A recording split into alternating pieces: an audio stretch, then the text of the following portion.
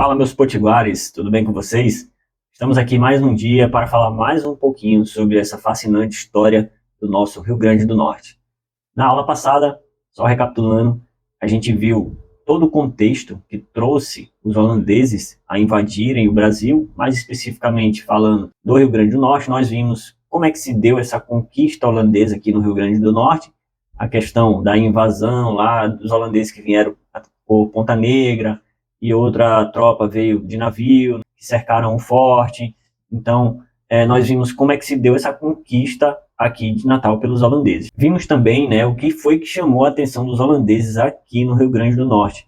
Nós vimos que foi o gado, para abastecer aos holandeses que estavam lá em Pernambuco, se concentraram principalmente lá, nós vimos isso, né? Então, o gado potiguar, vamos falar assim, chamou muita atenção dos holandeses e foi o motivo principal que levou eles a invadirem aqui o Rio Grande do Norte. Então vamos dar continuidade aqui hoje sobre esse período de dominação holandesa aqui no Rio Grande do Norte, certo? Então vamos lá começar a aula, vamos falar como é que era essa administração holandesa no Brasil, como é que se deu. Houve uma descentralização, o Brasil holandês foi dividido em 4 províncias, com o Rio Grande subordinado à Paraíba. Então existia um poder local, que era exercido pela Câmara dos Escabinos. Essa Câmara dos Escabinos era composta por um holandês, que era o escuteto, e 2 luso-brasileiros, nomeados pelo Supremo Conselho Político Holandês. E a atribuição dessa Câmara dos Escabinos era de administração, justiça, fazenda e segurança. E essa era uma estratégia, né, como nós vamos ver aqui, ó, para manter a produção de açúcar. Por quê? A Companhia das Índias Ocidentais buscava lucrar com o comércio de açúcar e adotou algumas medidas para garantir a produção, através de proclamas, que eram uma espécie de documento. Então, essas medidas visavam o quê? Garantir o respeito à propriedade dos engenhos, conceder empréstimos para reconstrução e compra de escravos, redução de impostos de exportação e liberdade de culto, garantir, né, a liberdade de culto para a população local, evitando conflitos religiosos. Então, tudo isso fazia parte da estratégia holandesa aqui. Por quê? Toda conquista, processo de conquista, vem através de conflitos, né? Então aqui não foi diferente. Essa conquista, no primeiro momento aqui dos holandeses, no Nordeste brasileiro, foi através de muitas batalhas. E, no meio disso, muitos engenhos de açúcar foram destruídos, danificados. Então, eles formularam essa estratégia, através dessa Câmara dos Escabinos. Eles nomearam luso-brasileiros, que eram os nossos colonos naquela época, já eram uma mistura de português e brasileiros, né, através da miscigenação.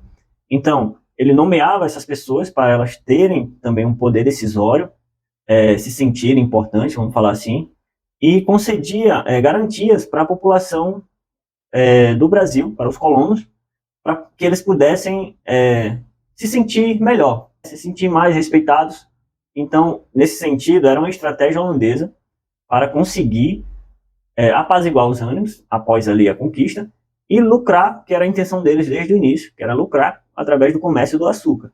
Então, se não fosse assim, eles não conseguiriam o objetivo principal deles, que era lucrar com o comércio, tá bom? Então, nós vamos ver que essa relação dos holandeses com os brasileiros, ela teve, eu vou dizer, 3 períodos. Antes de Maurício de Nassau, nós vamos ver que o governo de Maurício de Nassau, e após a saída de Nassau. Então, durante o governo de Nassau, a convivência foi pacífica e sem perseguições religiosas. Porém, após a saída dele, holandeses passaram a perseguir católicos, inclusive matando vários missionários e aumentando as tensões. É importante lembrar também que estava acontecendo lá na Europa um contexto de guerras e perseguições religiosas. Então, isso também respingou aqui no Brasil, né, no Brasil holandês, vamos dizer assim. Porém, na época de Nassau, houve uma paz. Houve, né, um período ali que a convivência foi pacífica entre os holandeses e os luso-brasileiros. Então, ó, os holandeses começaram a praticar atos de violência no início da conquista, quando assaltaram os moradores de Ferreiro Torto. Então nós estamos falando aqui especificamente do Rio Grande do Norte, e depois de Cunhaú. Porém, com o passar do tempo e com a eliminação de focos de resistência ao domínio holandês na capitania, cessou quase completamente os ataques holandeses. O interesse da Companhia das Índias Ocidentais era produzir açúcar, como eu acabei de falar aqui para vocês. Eles queriam lucrar, não queriam ficar num ciclo de guerra sem fim. Nós vamos ver que outra estratégia bastante interessante dos holandeses foi em relação aos indígenas. Antes de mais nada, deixa eu explicar uma coisa aqui. Basicamente, existiam dois grandes grupos indígenas aqui no Rio Grande, certo? Que eram os índios do litoral e os índios do interior. De forma bem simplificada, os índios do litoral, que eram os potiguaras, eles falavam a língua tupi-guarani, e os índios do interior, que foram denominados tapuias pelos potiguaras, eram um grupo indígena que falavam outras línguas, certo? Então, esse termo tapuia era uma expressão discriminatória que os potiguaras usavam para se referir aos índios do interior, tá bom? Então nós vamos ver aqui que um índio tapuia, conhecido como Marciliano, foi enviado por Janduí e Ocoenaço a fim de propor aos flamengos uma aliança contra os portugueses, proposta prontamente aceita pelos holandeses. Então vamos lá. Lembra que no início da colonização portuguesa aqui no Brasil, mais especificamente no Rio Grande do Norte, os potiguares eles foram bastante belicosos em relação aos portugueses, o que significou em uma grande dificuldade de colonização aqui no Rio Grande. De forma que, lembra lá, houve 3 tentativas de colonização, só na terceira é que conseguiu se efetivar a colonização, e porque foi feito um acordo de paz com os índios. Lembra o acordo de Filipéia, que é a atual João Pessoa? Então vamos lá. Depois que foi feito esse acordo de paz, aí sim a relação entre os portugueses e os índios potiguaras, que eram os índios do litoral, ficou uma relação boa, vamos dizer assim. Eles começaram a ter um relacionamento ok. Então, quando os holandeses vieram aqui para dominar o Nordeste brasileiro, eles tiveram uma grande preocupação em fazer alianças com os indígenas. Só que os potiguaras já estavam, digamos que, aliados aos portugueses. Então, restou aos holandeses fazer alianças com os tapuias, que eram os índios do interior. Então, vamos lá. Quais eram os objetivos dos holandeses em fazer essas alianças? Eles queriam apoio militar contra os portugueses e também provisões de mantimentos. Um relatório de Nassau de 1638, ele fala aqui que os holandeses manifestaram uma preocupação crescente quanto à formação de uma política de aliança com as tribos indígenas, o que procuraram fazer por todos os meios, propondo que os índios sejam empregados o mais possível em proveito da companhia, e que não se devem poupar esforços nem despesas para atrair o maior número deles, tratando-os com toda a consideração e premiando os seus serviços muito mais generosamente do que os nossos inimigos, de modo a não terem motivo de queixa. Então era uma proposta de aliança com indígenas, oferecendo liberdades e benefícios, registros de índios sob domínio português para libertá-los. Então eles procuravam a todo custo fazer alianças com os indígenas, para se aproveitar dessa aliança. Como nós vimos aqui, para ter não só um apoio militar, mas também obter provisões de mantimento, certo? Nós vamos ver que houve uma revolta indígena no Ceará em 1644 devido à política de catequização calvinista. Essa política de catequização calvinista, ela não era regra, certo? Na verdade, era exceção. Os holandeses, de forma geral, eles prezavam pela liberdade religiosa. Ao contrário do que nós vimos com os portugueses, né, que tinham uma intenção muito forte de converter a população indígena à fé católica, os holandeses não tinham essa vontade muito grande, com algumas exceções, como eu já acabei de falar. Aqui na capitania do Rio Grande não há informações seguras acerca da presença de missionários calvinistas. Então, relação com os índios do sertão, os índios tapuias, como os janduís. Com os índios do sertão, os holandeses tiveram uma relação mais amistosa, tendo em vista a pouca penetração dos portugueses pelo interior. Isso aqui é interessante também, porque os portugueses, eles, após a conquista aqui do Nordeste, vamos falar assim, eles não adentraram muito para o interior. Eles ficaram mais ali na região litorânea e agreste, né? Ele vai falar daqui a pouco. Então, os índios tapuias, eles eram aliados estratégicos, mas eram vistos como violentos. Enviaram planos de guerra aos holandeses e eram mantidos distantes de áreas habitadas devido a ataques a povoados. Então, esses índios janduís, eles eram tão violentos, agressivos, né, que até os holandeses, que eram seus aliados, eles preferiam manter os janduís mais afastados para evitar algum tipo de confusão ali com eles. A escassez de alimentos era outro problema constante. Para resolvê-lo, os holandeses saqueavam as propriedades e incentivavam os índios contra os portugueses. Então houve esse uso dos janduís contra os portugueses e potiguares aliados aos lusos, que eram os portugueses. Nós vamos falar agora sobre um tema bastante importante relacionado a esse período de dominação holandesa aqui na capitania do Rio Grande, que é a violência e resistência durante a ocupação holandesa no Rio Grande. Início da violência holandesa. Houve ataques iniciais, como o assalto aos moradores de Ferreiro Torto e Cunhaú, que nós vimos aí na aula passada, que tinha como objetivo principal eliminar focos de resistência e garantir a produção de açúcar. Houve também o confisco do engenho de Cunhaú. Lembra do engenho de Cunhaú, que era o mais importante ali do início da colonização aqui no Rio Grande? Era um importante engenho que foi fundado pelos irmãos Antônio e Matias de Albuquerque, em 1604, que era uma sesmaria que foi doada por Jerônimo de Albuquerque, lembra? Então, depois da invasão, e tendo em vista a oposição de Matias de Albuquerque à presença holandesa, a companhia o confiscou e o vendeu em 15 de junho de 1637 a Joris Gastman, primeiro governador holandês da capitania do Rio Grande, e ao conselheiro Balthazar Wittgens, por 60 mil florins. Agora vamos entrar na parte mais importante relacionada a esse período holandês aqui, que é os massacres de Cunhaú e de Uruaçu. Agora vamos falar do massacre de Cunhaú, que ocorreu em 1645. Os massacres ocorridos na capitania foram a decorrência da insurreição pernambucana. A insurreição pernambucana foi a série de batalhas que houve aqui no Nordeste para expulsar os holandeses, que começou em 1644.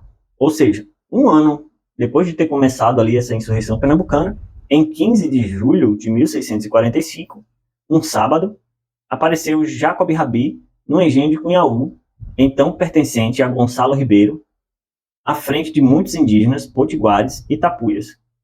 Então vamos lá, duas coisas interessantes. Lembra desse Jacob Rabi que a gente falou na aula passada sobre ele? Os grandes massacres que ocorreram aqui no Rio Grande têm por trás esse homem, Jacob Rabi. Ele era um funcionário de alto escalão da Companhia das Índias Ocidentais, certo? Então, de uma forma geral, os holandeses, eles eram, vamos falar assim, pacíficos. Porém, esse grupo que andava com esse Jacob Rabi, principalmente índios janduís, eles eram muito violentos. Então, como eu já acabei de falar, os grandes massacres que ocorreram eram relacionados a essa figura de Jacob Rabi e toda a sua tropa ali que andava com ele, né? Então, não foi diferente aqui no massacre de Cunhaú. Outra coisa interessante a se destacar é que na tropa dele não somente tinha índios tapuias, mas também potiguares. Não era regra, certo? Os maiores aliados dos holandeses eram os índios tapuias, que eram os índios do interior. Porém, também tinha alguns potiguares que se aliaram aos holandeses também.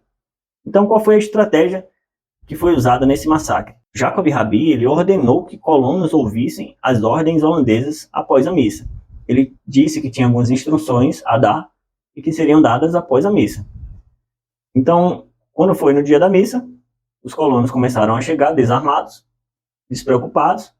Até então, eles não sabiam da intenção do Jacob Rabi. E logo após a missa, houve um massacre, né? Então, o massacre ele ocorreu na Capela Nossa Senhora das Candeias e cerca de 70 pessoas foram mortas, incluindo o padre André de Soveral. Há versões divergentes. As fontes portuguesas dizem que a ordem veio direto de Recife, a ordem desse massacre. Porém, Nieuwhof, que é um holandês, ele disse que o ataque foi espontâneo dos tapuias, a destruição do engenho. O engenho ele foi incendiado após o massacre. Então nós vamos ver agora que houve um êxodo da população portuguesa que estava aqui no Rio Grande. Por quê?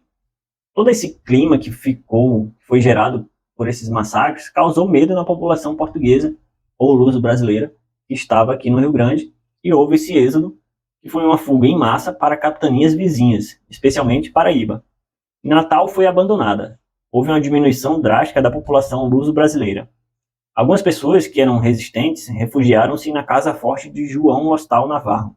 Sem descansar um instante, Rabi, comandando um grupo de tapuias, apareceu na localidade e provocou uma outra mortandade em setembro de 1645.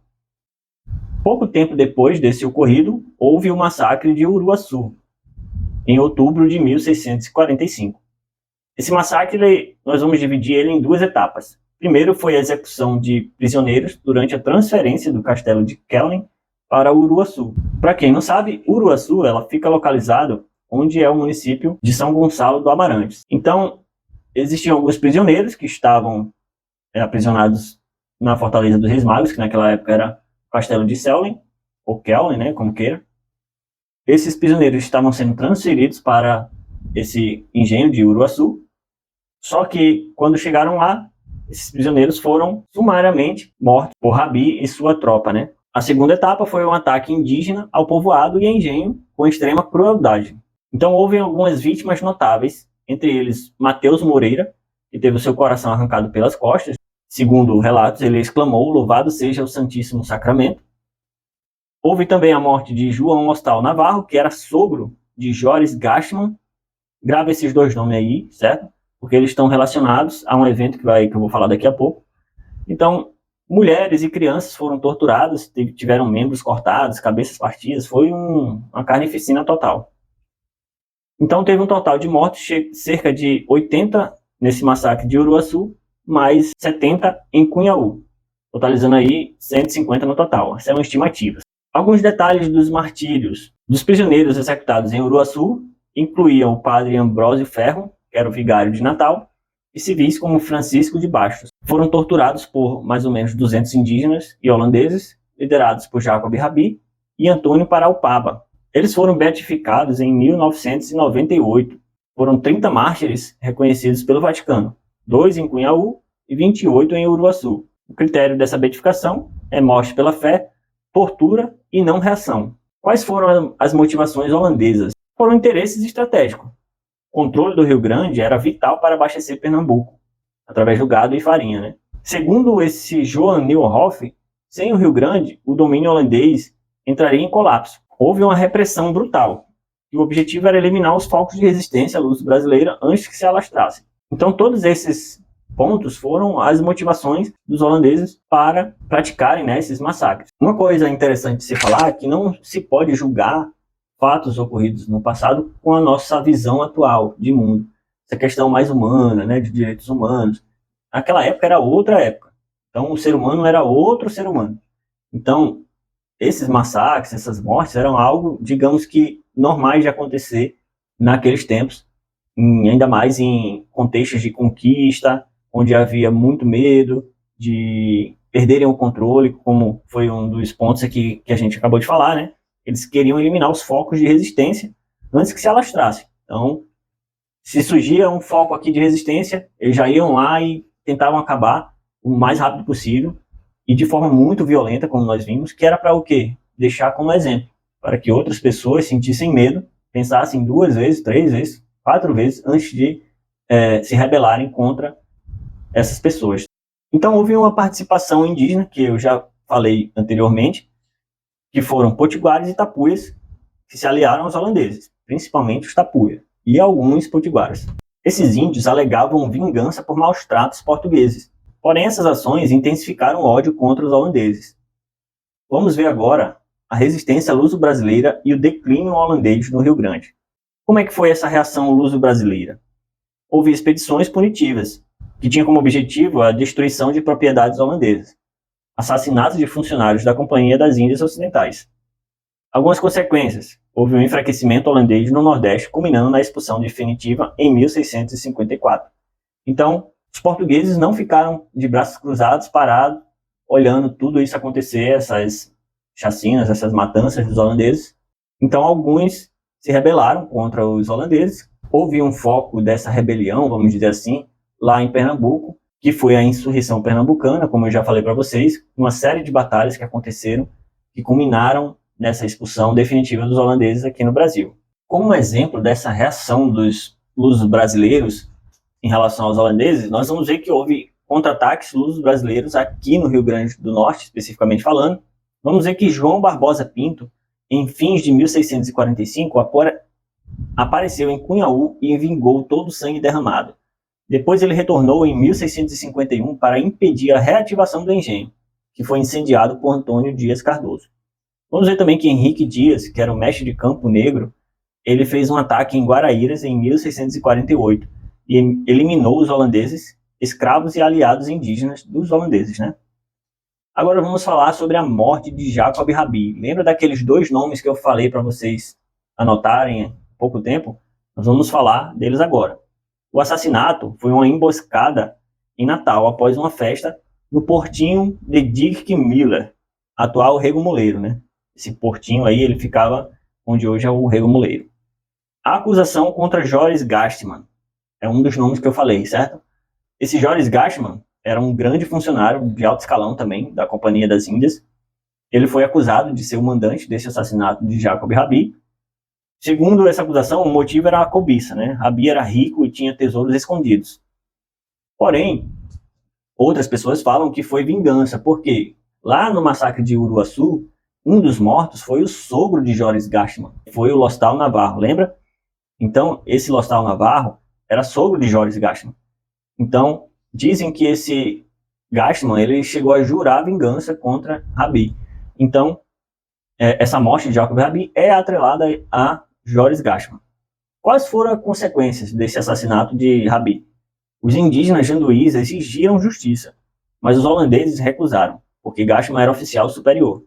Então Gastman foi demitido, banido para a Holanda e depois indultado, retornando ao Brasil. Os janduís, que eram os grandes aliados ali de Jacob Rabi, que era aquela tribo indígena tapuia, que era muito violenta, lembra? Então eles ficaram muito chateados, muito pé da vida com essa morte de Rabi e pediram a cabeça, digamos assim, de Gastman. Porém, como ele era um oficial superior, ele não poderia sofrer esse tipo de pena, digamos assim. Então ele foi deportado para a Holanda e depois ele foi indultado e retornou ao Brasil. Vamos falar aqui sobre o governo de Nassau. Como eu falei lá no início da aula, o período holandês aqui no Brasil é dividido antes e depois de Nassau, e durante também, né? Então, no início ali, os holandeses estavam conquistando terreno, conquistando espaço, então foi um período bem violento. Depois, quando os ânimos ficaram amenizados, se amenizaram, que foi no período de Nassau, houve um período de paz, e após a partida de Nassau, voltou ao clima bélico. Então nós vamos ver isso agora. O governo de Nassau durou de 1637 a 1644. Vocês lembram o período da insurreição pernambucana? Olha ali, começou um ano depois da partida de Maurício de Nassau. Então vamos lá, qual foi o legado desse governo de Nassau? Políticas tolerantes, integração com os brasileiros, liberdade religiosa para católicos e judeus, investimentos em cultura, museus, parques botânicos, observatórios. Eu cheguei até a falar no vídeo anterior, na aula anterior, que aqui no Rio Grande não teve nada de relevante em relação ao período holandês. Então não teve obras no Rio Grande, apenas reparos e um fortinho em Guaraíras. Fortinho era um pequeno forte, né, que eles construíam para fazer a segurança ali da região. Nenhum legado material significativo, exceto em Recife. Crise na administração holandesa pós-Nassau. Houve uma nova política na Companhia das Índias Ocidentais. Qual foi essa nova política? Houve um aumento de impostos e cobrança rigorosa de dívidas dos senhores de engenho. Lembra que toda a agroindústria do açúcar aqui brasileiro, do início ali da colonização, foi financiado pelos holandeses. Então, os holandeses iam ali financiando. Depois que eles vieram, conquistaram o Nordeste brasileiro, continuaram essa campanha de financiamento para a produção de açúcar. Eles queriam lucrar com o comércio, com o refino. Lembra de tudo isso? Então, após a partida de Nassau, eles começaram a cobrar essas dívidas dos senhores de engenho, que eram, em sua maioria, portugueses. Então, houve o confisco de propriedades e queda no preço do açúcar, gerando revolta generalizada. E também, nesse período, houve a queda da União Ibérica, que ocorreu em 1640, né, que Portugal se separou da Espanha e Dom João IV assume o trono. Então vamos lá, tudo isso aqui aconteceu no contexto após a partida de Nassau. O preço do açúcar começou a cair, a produção aqui no Nordeste também caiu por questões de seca, de praga. Então, as dívidas dos senhores de engenho eram muito grandes com a Companhia das Índias Ocidentais. Os holandeses começaram a querer cobrar as dívidas pagas. Não havia mais tolerância religiosa após a partida de Nassau. Houve, inclusive, perseguições religiosas aqui no Brasil holandês, que era também relacionada a uma perseguição que estava acontecendo lá na Europa também, certo? Então, tudo isso, veja que não existe um fato isolado, são vários acontecimentos que culminaram na expulsão dos holandeses aqui do Brasil. E agora vamos falar da insurreição pernambucana e lideranças da resistência. tem um Potiguar que foi uma grande liderança nessa insurreição pernambucana, e nós vamos falar dele daqui a pouquinho. Quais foram esses líderes? André Vidal de Negreiros, João Fernandes Vieira, Henrique Dias e o nosso Felipe Camarão, Potiguar. Essa insurreição foi uma união de brancos, negros e indígenas contra os holandeses. Felipe Camarão, índio potiguar, aliado aos portugueses, foi fiel à aliança feita pelo seu pai, empenhando-se na luta empreendida pelos portugueses para consolidar as conquistas na costa nordeste do Brasil. Lutou desde 1625 contra holandeses e indígenas rebeldes. Recebeu títulos e honrarias do rei português.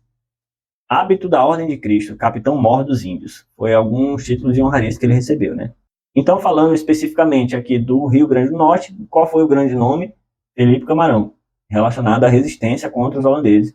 E a sua esposa também, temos que mencionar ela aqui, que é a Clara Camarão, certo? Ela também foi uma figura muito importante que lutou também contra os holandeses. Agora vamos falar sobre a expulsão dos holandeses do Brasil e suas consequências. Vamos lá, fatores que contribuíram para a expulsão dos holandeses. Acabei de falar aí com vocês alguns fatores, agora vamos detalhar mais um pouco, tá bom? Conflitos econômicos. Vamos ver que foi uma época de má colheita, provocada por secas e inundações alternadas e a queda do preço internacional do açúcar em torno de 25%. Além do mais, os holandeses passaram a exercer um controle rigoroso na questão religiosa, perseguindo os católicos. Proibiam a vinda de novos padres para substituir os que morriam ou adoeciam. Dívidas crescentes dos senhores do engenho com a Companhia das Índias Ocidentais.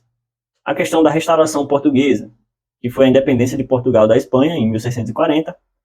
A restauração portuguesa isolou os holandeses no Brasil. Sem o conflito direto com a Espanha, a Holanda perdeu justificativa para manter tropas no Brasil. Lembra que um dos fatores mais importantes que fez a Holanda invadir o Brasil foi a União Ibérica, porque a Holanda era inimiga da Espanha, e a Espanha passou a controlar Portugal, que era um grande parceiro ali econômico da Holanda, que existia ali um comércio bastante aquecido com a Holanda. Então, a Holanda, que financiava a agroindústria açucareira aqui do Brasil, falou, e agora? Como é que a gente vai fazer? Alguns dos senhores de engenho têm dívidas com a gente, então vamos dominar esse território, certo? Então, com o fim da União Ibérica, a Holanda não tinha mais o argumento que ela usou para invadir o Brasil, que era justamente o conflito direto com a Espanha.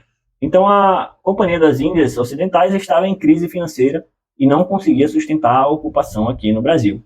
Além disso, houve a Guerra Luso-Holandesa de 1648 a 1654. Que foi isso? Portugal, agora independente, pôde concentrar esforços na expulsão dos holandeses, culminando nas batalhas dos Guararapes, que foi 2 batalhas, em 1648 e 1649. Inclusive, na primeira batalha, Felipe Camarão veio a falecer, morreu, né?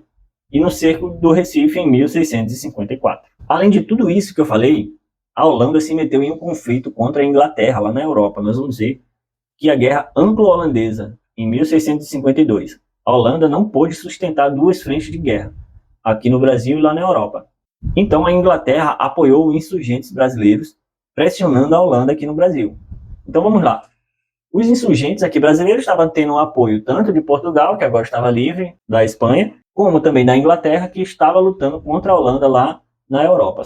Então tudo isso, combinado, resultou na expulsão dos holandeses aqui do Brasil. E, além disso, houve uma resolução diplomática, digamos assim, que foi o Tratado de Haia de 1661. Que foi o quê? Portugal e Holanda assinaram um tratado no qual Portugal pagou 4 milhões de cruzados como indenização pela perda de território. Foi tipo assim, uma mansa-leão. Olha, vocês foram expulsos aqui do Brasil, para vocês não perturbarem mais a gente vai pagar aqui uma indenização para vocês pelas perdas que vocês tiveram aqui no Brasil, certo?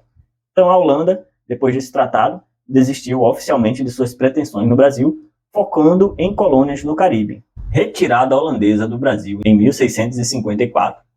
Derrota militar, né? Holandeses foram expulsos de Pernambuco e Rio Grande. O capitão Francisco Figueiroa assumiu o comando no Rio Grande em fevereiro de 1654. Qual foi o legado da ocupação aqui no Rio Grande? Ruína econômica e destruição deixada pelos holandeses. Os holandeses, ao se retirarem do Rio Grande, dizem até que eles tacaram fogo em Natal, cujas casas eram feitas de palha, então já deu para ver que não sobrou nada aqui em Natal, né? Impactos econômicos pós-expulsão. Houve um declínio do açúcar brasileiro, porque os holandeses levaram as técnicas de produção para o Caribe, nas Antilhas, né? Então o açúcar antilhano era mais barato e superou o brasileiro no mercado europeu. Mudanças no comércio de escravos também aconteceram, porque os holandeses passaram a dominar as rotas africanas de tráfico negreiro. Como os holandeses eles já sabiam refinar, eles dominavam o mercado do açúcar, né? Agora eles começaram também a plantar, então eles vendiam o açúcar muito mais barato do que o brasileiro, porque eles já tinham toda a técnica, tudo que faltava para eles era plantar, então agora não falta mais. Eles começaram a plantar também. Então agora eles têm a faca e o queijo na mão, o que causou aqui no Brasil que os nossos engenhos, os nossos senhores de engenhos, começaram a ter um prejuízo muito grande, né? Então a nossa indústria do açúcar ruiu, né? Consequências políticas para Portugal e Brasil. Houve uma subordinação de Portugal à Inglaterra, né? Porque o apoio inglês na Guerra da Restauração ocasionou essa subordinação de Portugal à Inglaterra. Se não fosse, inclusive, esse apoio da Inglaterra, Portugal talvez não tivesse conseguido a sua independência, certo? Porque o exército espanhol era muito poderoso. Houve tratados comerciais que favoreceram a hegemonia inglesa, né? E também conflitos na colônia. Tensões entre a elite colonial e a metrópole portuguesa. A elite que estava presente aqui no Brasil, a elite colonial, né, começou a reclamar de algumas coisas em relação à metrópole portuguesa. Então começou a haver uma tensão entre esses dois grupos.